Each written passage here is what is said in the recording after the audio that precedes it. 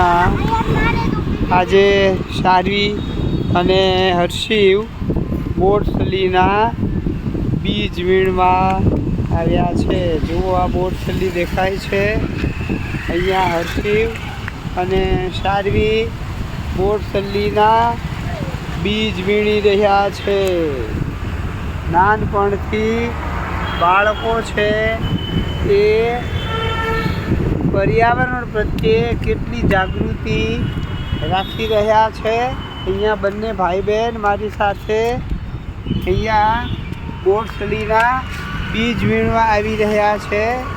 જુઓ શારવીએ પણ એના હાથમાં બોરસલીના બીજ દેખાય છે।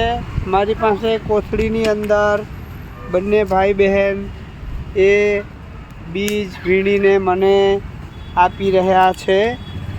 તેમણે આજે મને સામેથી જ કીધું કે હાલો દાદા બોરસલીના બીજ વીણવા જવું છે। અહીંયા છે સારું જો રહ્યું બીજ છે જરૂર।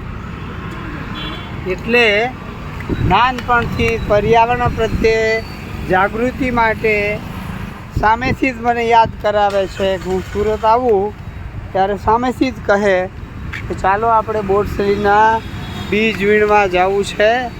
શારવી અને હર્ષિવ એ બીજ વીણી રહ્યા છે। પર્યાવરણ પ્રત્યે જો અહીંયા છે એક બીજ લઈ લો।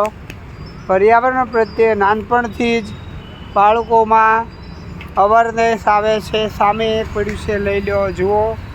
એટલે પર્યાવરણના પાઠ ખાલી ભણાવવાથી ન શીખે પરંતુ અનુકરણથી શીખે છે।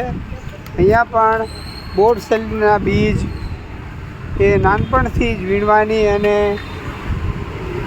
તકેદારી છે યાદ આવે છે। અને આવી રીતે બંને ભાઈ બહેન પણ નાનપણથી જ મારી સાથે બીજ વીણવા આવે છે।